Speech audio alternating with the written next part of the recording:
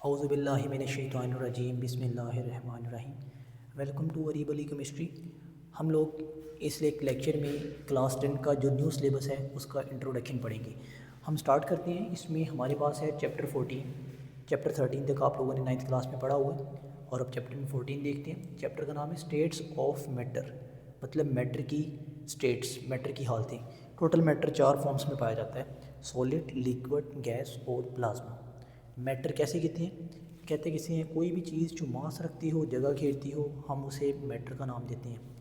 Anything which has mass and occupies a space, उसको हम लोग मैटर का नाम देंगे। अब इसके बाद यहाँ पर एक वर्ड लिखा हुआ है फेज चेंज। फेज चेंज का मतलब क्या होता है?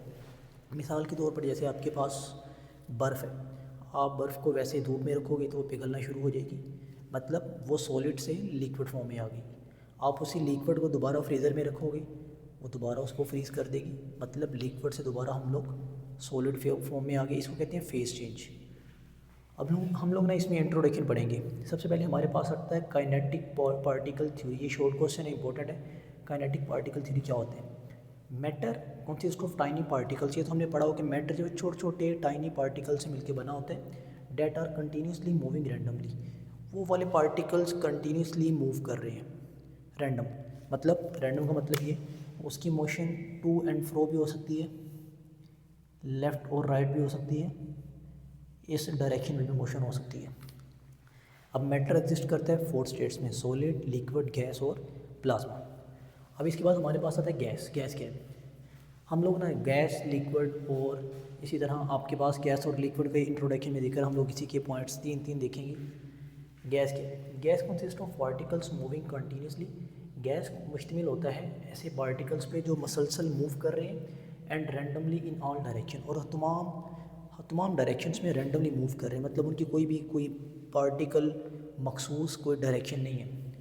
Attractive forces between gas particles are negligible, मतलब गैस के पार्टिकल, एक ये गैस का पार्टिकल है, एक ये गैस का पार्टिकल है, दोनों के दरमियान में कोई अट्रैक्टिव फोर्सेस मौजूद नहीं होती, ये वो बता रहे हैं। नेग्लिजिबल का मतलब होता है तकरीबन ना होने के बराबर। इसी तरह नेक्स्ट है gas pressure is caused bye collision of gas particles with the wall of the container. कहता आपके पास जो गैस का प्रेशर है ना, वो किस वजह से आता है? गैस का प्रेशर किस वजह से आता है?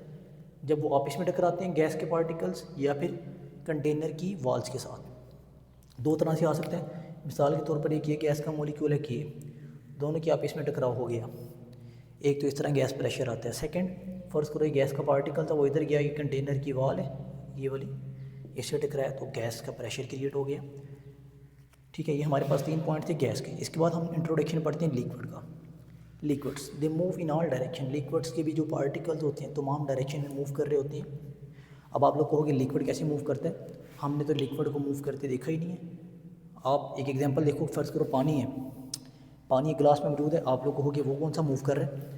आपने एक एक्सपेरिमेंट आप लोग खुद करके देख सकते हो। मिसाल के तौर पर मैं कहता हूँ ये गिलास है, इस गिलास को आपने यहाँ तक पानी से भरा हुआ है, ठीक है, आप कहोगे यहाँ पर तो पानी मूव ही नहीं कर रहा है, इस गिलास के अंदर मूव कर रहा है, कैसे पता चलेगा? आपने इसके अंदर इंक के ड्रॉप्स डाल देने हैं।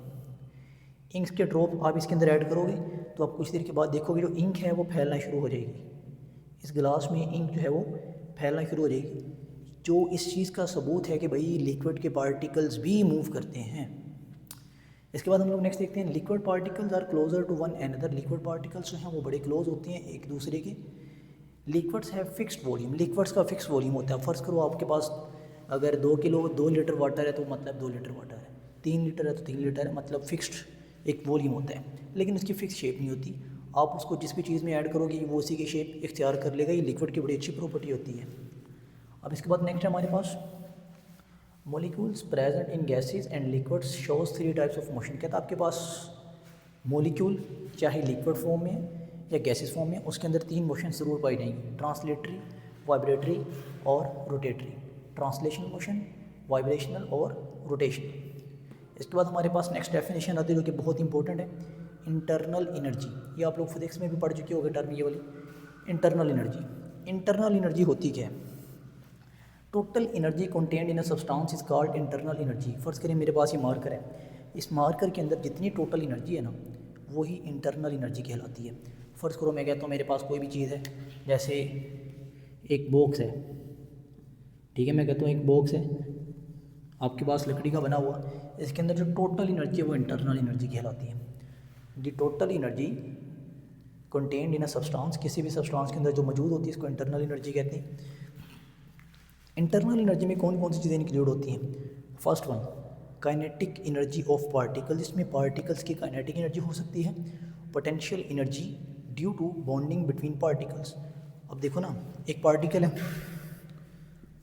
ये दूसरा पार्टिकल, अब इनके दरमियान में कोई ना कोई बॉन्डिंग तो होगी। अगर बॉन्डिंग है तो इसके दरमियान में जो एनर्जी है इसी को नाम देते हैं पोटेंशियल एनर्जी। ठीक है, potential energy due to bonding between particles, दो पार्टिकल्स के दरमियान में जो बॉन्डिंग है उसकी वजह से जो पोटेंशियल एनर्जी है।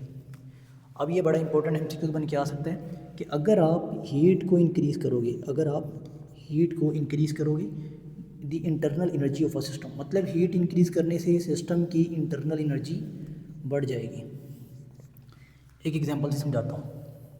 मिसाल के तौर पर आपके पास एक सिलेंडर है, इस सिलेंडर के अंदर गैस मौजूद है, ये एक सिलेंडर, इसके अंदर गैस मौजूद है। अब इसके अंदर सिलेंडर के अंदर गैस है ना, मतलब वो मूव कर रहे हैं, उसके अंदर काइनेटिक भी है, पोटेंशियल भी है, तो इसका मतलब ये उसमें इंटरनल एनर्जी मौजूद है। लेकिन मैंने क्या किया, मैंने इसको टेम्परेचर देना शुरू किया। जब मैं इसको टेम्परेचर देना शुरू करूँगा तो गैस के पार्टिकल्स दीवार के ऊपर, इस वॉल्स के ऊपर प्रेशर लगाना शुरू करेंगे, कंटेनर की वॉल्स के ऊपर, कंटेनर की वॉल के ऊपर प्रेशर लगाएंगे, जिसके नतीजे में क्या होगा, सिस्टम की इंटरनल एनर्जी बढ़ जाएगी। ये एमसीक्यूज़ बहुत इंपॉर्टेंट है। यहाँ तक अगर आपका कोई क्वेश्चन है तो पूछ लें, और मैं कोशिश ये करता हूँ कि वीडियो बहुत शॉर्ट बने ताकि आपका बहुत कम टाइम लगे और कम टाइम में आपको अच्छा नॉलेज डिलीवर हो जाए। अगर आपका यहाँ तक कोई क्वेश्चन है तो आप लोग पूछ सकते हैं, तो आप लोग तब तक इस वाइट बोर्ड की एक तस्वीर भेज सकते हैं। जज़ाकल्लाह, अल्लाह हाफिज़।